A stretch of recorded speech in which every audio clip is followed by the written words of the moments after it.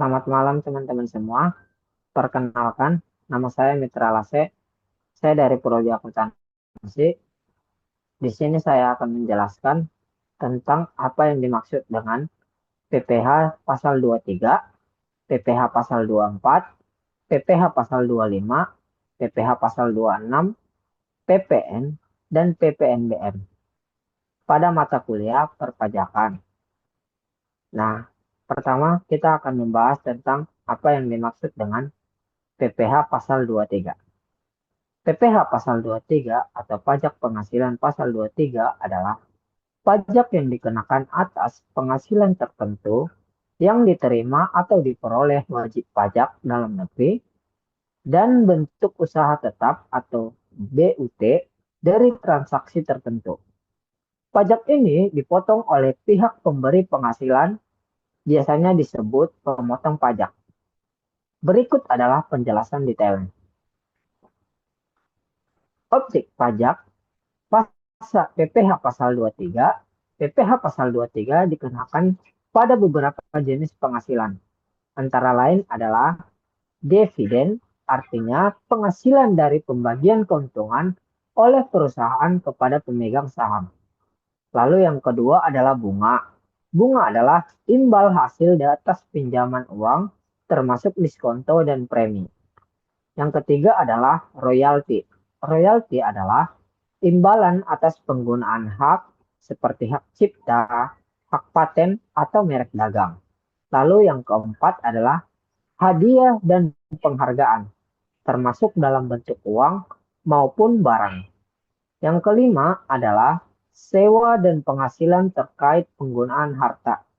Misalnya, sewa alat berat, kendaraan, atau properti. Lalu yang keenam adalah jasa tertentu, seperti jasa teknik, jasa konsultan, jasa manajemen, dan jasa lainnya yang ditentukan dalam peraturan pajak. Dalam tarif PPh pasal 23, tarif pajak bervariasi tergantung pada jenis penghasilan. Yang pertama adalah 15% dari jumlah bruto untuk dividen, bunga, royalti, hadiah, dan penghargaan. Dan 2% dari jumlah bruto atas penghasilan dari sewa dan jasa tertentu. Lalu, di sini ada pihak yang memotong. Siapa saja sih yang memotong? Pihak yang dapat memberikan penghasilan pemotong pajak, yaitu yang pertama adalah badan usaha, instansi pemerintah, penyedia barang dan jasa tertentu. Lalu, mekanisme pemotongannya. Yang pertama adalah pihak pemotong wajib menghitung dan memotong PPh pasal 23 dari penghasilan bruto. Yang kedua adalah pajak yang telah dipotong disetorkan ke kas negara melalui bank atau kantor pos. Lalu yang ketiga adalah pihak pemotong wajib memberikan bukti potong kepada penerima penghasilan. Lalu di sini adalah pelaporan PPh pasal 23. Pemotong pajak harus melaporkan pemotongan PPh pasal 23 melalui surat pemberitahuan atau SPT pada masa PPh pasal 23 setiap bulan. Nah, di sini sekarang saya akan membahas tentang PPh pasal 24. PPh pasal 24 adalah ketentuan dalam perpajakan Indonesia yang memberikan fasilitas berupa kredit pajak bagi wajib pajak dalam negeri atas pajak yang telah dibayarkan atau terhutang di luar negeri. Ketentuan ini bertujuan untuk menghindari pajak berganda internasional, sehingga wajib pajak tidak dikenakan pajak dua kali, baik di luar negeri maupun di Indonesia, atas penghasilan yang sama. Nah, di sini pokok-pokok PPh pasal 24. Yang pertama adalah subjek pajak. Siapa saja sih yang menjadi subjek pajak pada PPh pasal 24 adalah berlaku untuk wajib pajak dalam negeri yang menerima penghasilan dari luar negeri. Nah, di sini ada objek pajak. Siapa objek pajaknya? Yaitu penghasilan yang diterima atau diperoleh di luar negeri, misalnya dari kegiatan usaha, dividen, bunga, royalti, sewa, atau pekerjaan lain di luar negeri. Yang ketiga adalah kredit pajak. Kredit pajaknya pajak yang telah dibayarkan di luar negeri atas penghasilan tersebut dapat dikreditkan atau dikurangkan terhadap PPh terutang di Indonesia. Yang keempat, tujuannya itu ada dua. Yang pertama, menghindari pengenaan pajak berganda atas penghasilan yang sama. Yang kedua adalah mendorong investasi atau kegiatan usaha di luar negeri.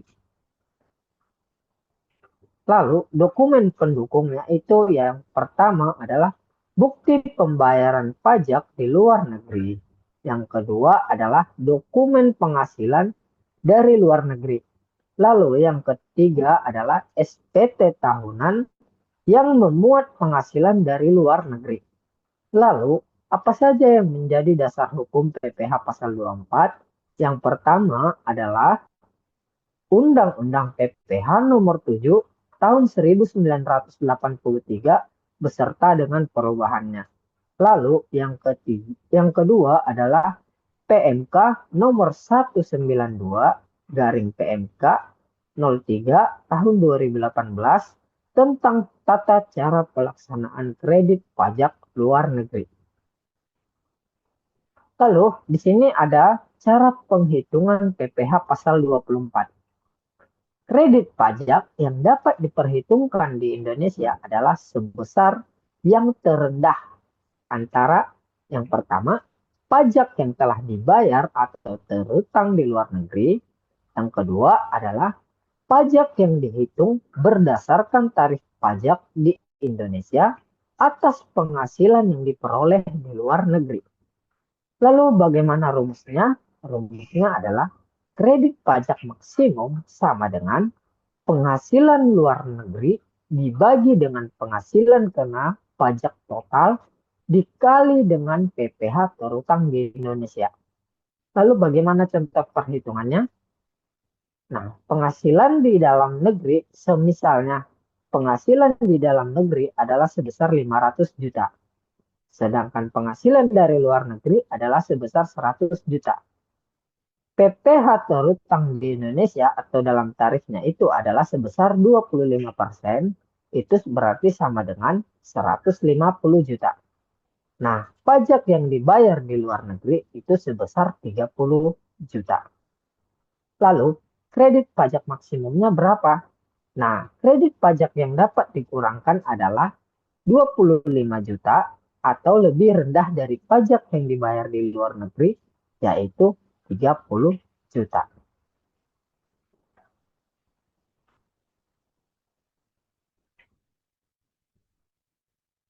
Sekarang kita masuk pada PPh pasal 25. PPh pasal 25 adalah ketentuan dalam perpajakan Indonesia yang mengatur tentang pembayaran angsuran pajak penghasilan secara bulanan oleh wajib pajak. Tujuannya adalah untuk meringankan beban pembayaran pajak yang terutang pada akhir tahun pajak dan membantu pemerintah memperoleh penerimaan pajak secara berkala. Lalu di sini apa-apa saja yang menjadi pokok-pokok PPh pasal 25. Yang pertama itu subjek pajaknya.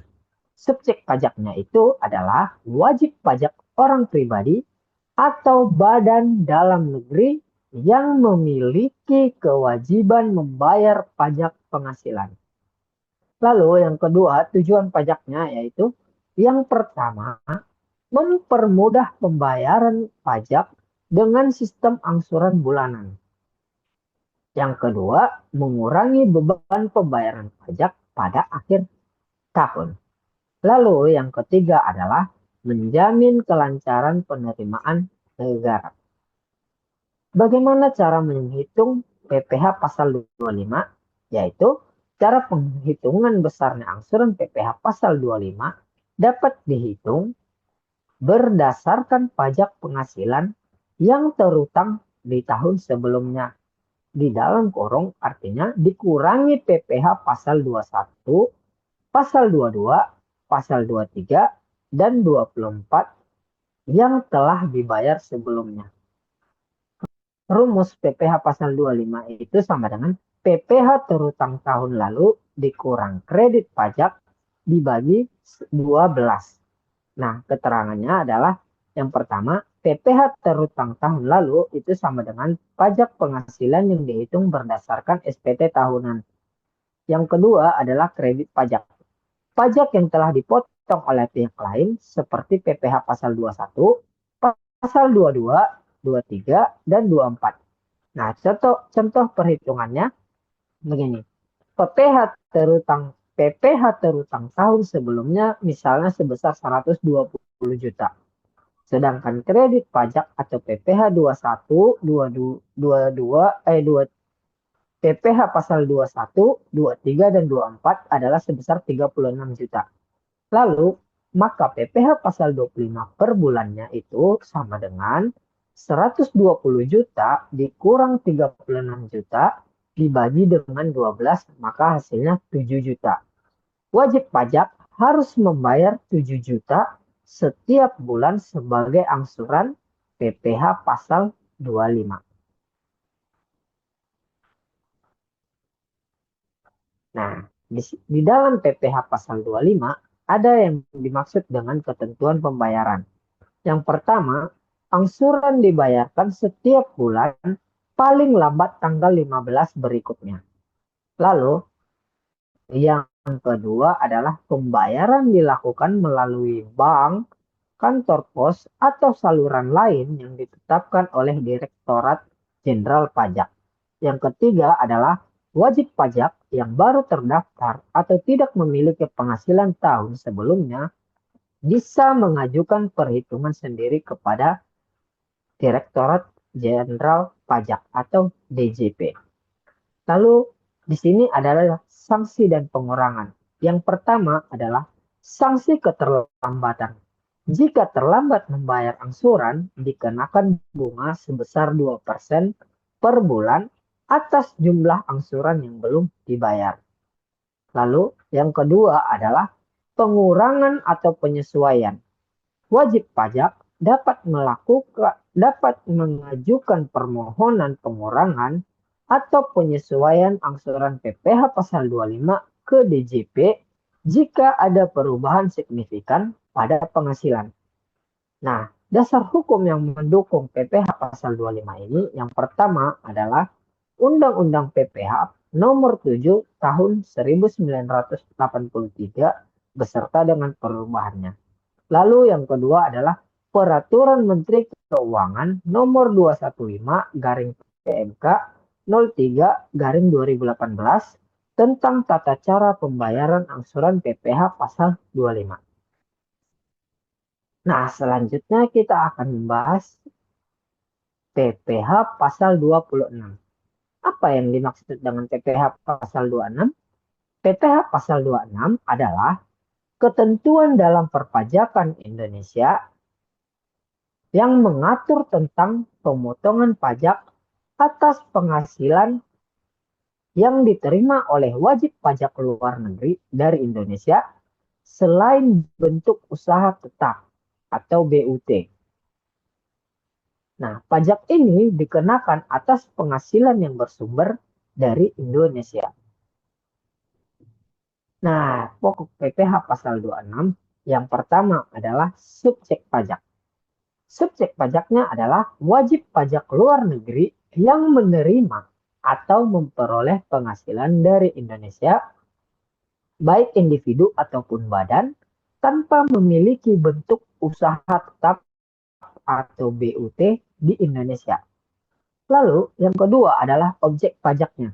Objek pajak penghasilannya yang pertama adalah dividen, yang kedua adalah bunga, yang ketiga adalah loyalty, yang keempat adalah sewa, dan penghasilan lainnya sehubungan dengan penggunaan harta.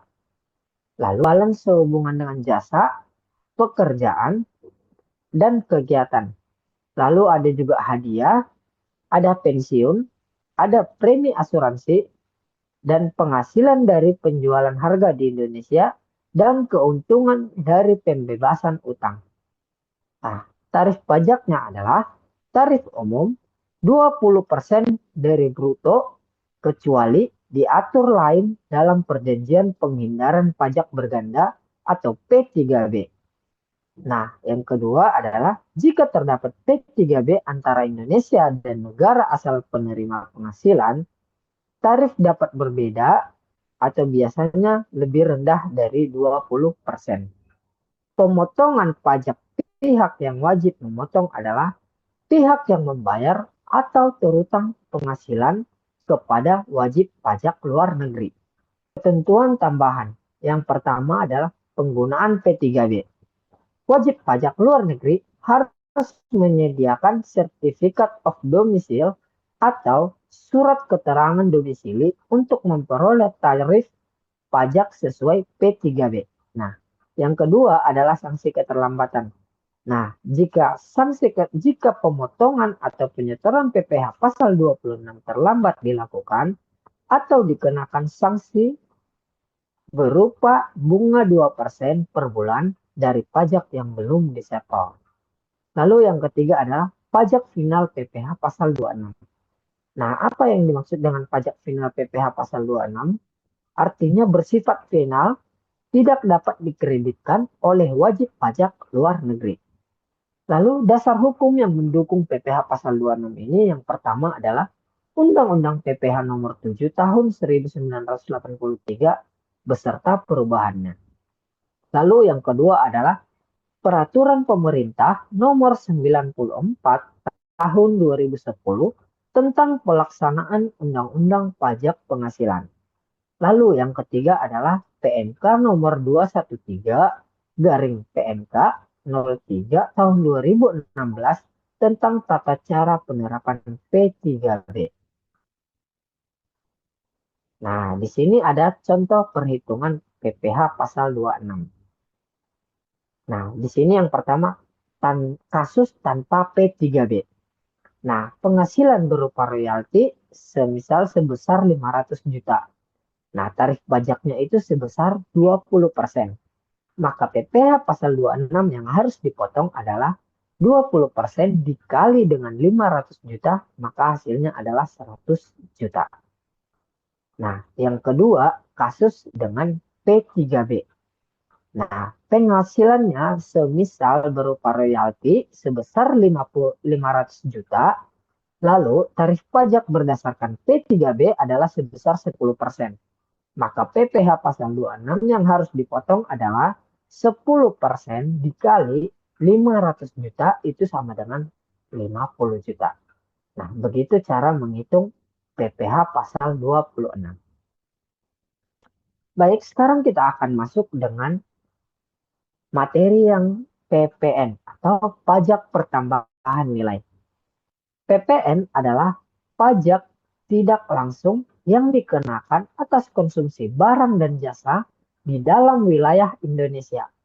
Pajak ini ditanggung oleh konsumen akhir, sementara pelaku usaha bertindak sebagai pemungut dan penyetor pajak kepada pemerintah.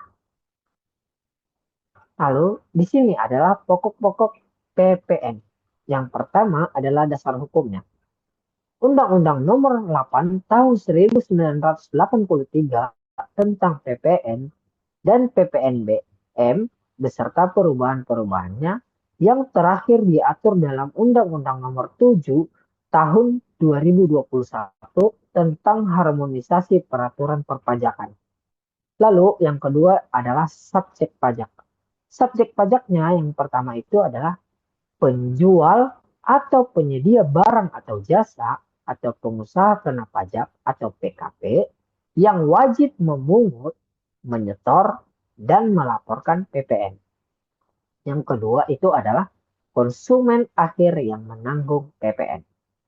Lalu di sini ada yang ketiga objek pajak PPN. Objek PPN ini dikenakan atas transaksi berikut. Yang pertama, penyerahan barang kena pajak atau BKP di dalam negeri. Yang kedua adalah penyerahan jasa kena pajak atau JKP di dalam negeri. Yang ketiga adalah impor BKP. Yang keempat adalah pemanfaatan JKP atau BKP tidak berwujud dari luar negeri di dalam negeri. Lalu yang kelima adalah ekspor BKP dan JKP oleh PKP. Nah, yang keempat adalah tarif PPN-nya. Tarif PPN ini umumnya 11%, berlaku sejak 1 April 2022 berdasarkan Undang-Undang HPP. Yang kedua, tarif dapat berubah menjadi 12% paling lambat pada tahun 2025 sesuai ketentuan pemerintah. Lalu apa saja yang menjadi mekanisme PPN ini? Yang pertama, rumus PPN yang harus disetor. PPN terutang sama dengan pajak keluaran dikurang dengan pajak masukan. Nah, keterangannya adalah pajak keluaran ini yang dimaksud dengan PPN yang dipungut PKP atas penjualan BKP atau JKP. Sedangkan yang dimaksud dengan pajak masukan ini adalah PPN yang dibayar PKP atas pembelian BKP atau JKP. Pengecualian PPN itu yang pertama adalah barang tertentu dan kedua adalah jasa tertentu. Saya akan menjelaskan yang termasuk dengan barang tertentu ini. Yang pertama, barang hasil pertambangan atau pengeboran yang diambil langsung dari sumbernya. Lalu yang kedua adalah barang kebutuhan pokok yang sangat dibutuhkan masyarakat. Lalu yang ketiga adalah barang hasil perikanan, peternakan, pertanian, dan kehutanan. Lalu untuk jasa yang tertentu adalah yang pertama, jasa pelayanan kesehatan. Lalu yang kedua adalah jasa pendidikan. Lalu yang ketiga adalah jasa keagamaan. Lalu yang keempat adalah jasa angkutan umum. Nah, kita akan mencoba menghitung PPN. Rumus PPN yang harus disetor itu sama dengan PPN terutang sama dengan dikurang rumus PPN terutang sama dengan pajak keluaran dikurang pajak masukan. Oke. Nah, tadi saya sudah jelaskan apa yang dimaksud dengan pajak keluaran dan pajak masukan. Nah, di sini ada contoh perhitungan PPN. Yang pertama adalah penjualan BKP oleh PKP. Nah, misal harga jualnya adalah 1 juta, sedangkan tarif PPN-nya itu 11%. Maka PPN keluaran yang harus dipungut adalah 11% dikali 1 juta itu sama dengan 110.000. Itulah PPN keluaran yang dipungut. Kedua, pembelian BKP oleh PKP. Nah, ini pajak pemasukan. Nah, misalnya harga belinya itu adalah 500.000. Sedangkan tarif PPN-nya itu sebesar 11%. Maka PPN masukannya adalah 11% dikali 500.000 sama dengan 55.000. Nah, PPN yang ketiga adalah PPN yang disetorkan negara itu sama dengan PPN terutang sama dengan PPN keluaran dikurang PPN masukan. Maka 110.000 dikurang 55.000 sama dengan 55.000. Itulah PPN yang harus disetor ke negara. Nah, oke. Sekarang kita akan masuk ke materi PPNBM. Apa sih yang dimaksud dengan PPNBM? PPNBM adalah pajak tambahan yang dikenakan selain PPN untuk penjualan barang-barang tertentu yang dikategorikan sebagai barang mewah. PPNBM bertujuan untuk menciptakan keadilan dan mengendalikan konsumsi barang mewah. Nah, ciri-ciri barang kena PPNBM. Nah, yang pertama itu adalah bukan kebutuhan pokok, sehingga konsumsi barang tersebut dianggap bersifat sekunder. Yang kedua, dikonsumsi oleh masyarakat tertentu. biasanya yang memiliki kemampuan ekonomi tinggi. Lalu yang ketiga adalah barang yang dapat menciptakan kesenjangan sosial jika digunakan oleh masyarakat tertentu. Lalu yang keempat adalah barang yang dapat merusak kesehatan atau moral masyarakat jika tidak dibatasi penggunaannya. Lalu di sini adalah objek dan subjek PPNBM. Objeknya itu adalah pertama, penyerahan barang mewah di dalam negeri oleh pengusaha kena pajak atau PKP yang memproduksinya. Lalu yang kedua adalah impor barang mewah ke wilayah Indonesia. Lalu yang menjadi subjek pajak PPNBM ini yang pertama adalah pengusaha atau importir barang mewah yang memungut PPNBM. Lalu yang kedua adalah konsumen akhir sebagai pihak yang menanggung pajak. Nah, tarif PPNBM bervariasi tergantung pada jenis barang mewah. Berdasarkan aturan terbaru, tarif PPNBM berkisar antara 10% hingga 200% tergantung tingkat kemewahan barang. Nah, contoh tarifnya yaitu 10% sampai 20% itu yaitu barang elektronik tertentu seperti televisi besar dan perangkat audio. Lalu 40% itu untuk mobil dengan kapasitas mesin di bawah 3000 cc. 75% sampai 125% itu mobil mewah dengan kapasitas mesin di atas 3000 cc. Sedangkan 200% itu adalah barang-barang yang sangat eksklusif seperti pesawat pribadi atau kapal tersiar. Nah, barang yang kena PPNBM. Contohnya yang pertama adalah kendaraan bermotor mewah seperti mobil sport atau sepeda motor besar. Lalu yang kedua adalah barang elektronik dengan spesifikasi tinggi seperti televisi premium. Yang ketiga adalah peralatan rumah tangga seperti perabotan import eksklusif. Yang keempat adalah perhiasan emas, berlian, atau batu mulia. Lalu yang kelima adalah barang import mewah seperti pakaian atau tas bermerek tertentu. Nah, apa saja yang menjadi barang pengecualian PPNBM? Yang pertama itu adalah digunakan untuk tujuan sosial, seperti mobil ambulans atau mobil jenazah. Yang kedua digunakan untuk kepentingan umum, seperti kendaraan angkutan umum atau angkot. Mekanisme PPNBM. Nah, rumus untuk menghitung PPNBM sama dengan tarif PPNBM dikali dasar pengenaan pajak atau DPP. Nah, contoh perhitungannya PPNBM ini adalah sebuah mobil mewah dijual dengan harga 1 miliar dan tarif PPNBM untuk mobil tersebut adalah 40%. Berarti mobil ini berada di bawah 3000 cc. Makanya dia hanya dikenakan sebesar 40%. PPNBM yang harus dibayar itu sama dengan 40% dikali 1 miliar sama dengan 400 juta. Maka harga jual akhir termasuk PPNBM sama dengan harga jual akhir sama dengan harga jual ditambah PPNBM sama dengan 1 miliar ditambah 400 juta itu, maka hasil penjualannya itu harganya dengan 1,4 miliar rupiah. Nah, begitu cara untuk menghitung PPNBM. Sekian yang bisa saya sampaikan mengenai PPh pasal 23, PPh pasal 24, PPh pasal 25, PPh pasal 26, PPN, dan PPNBM. Semoga apa yang saya sampaikan dapat bermanfaat bagi kita semua. Jika ada kata-kata yang salah, mohon dimaafkan. Terima kasih.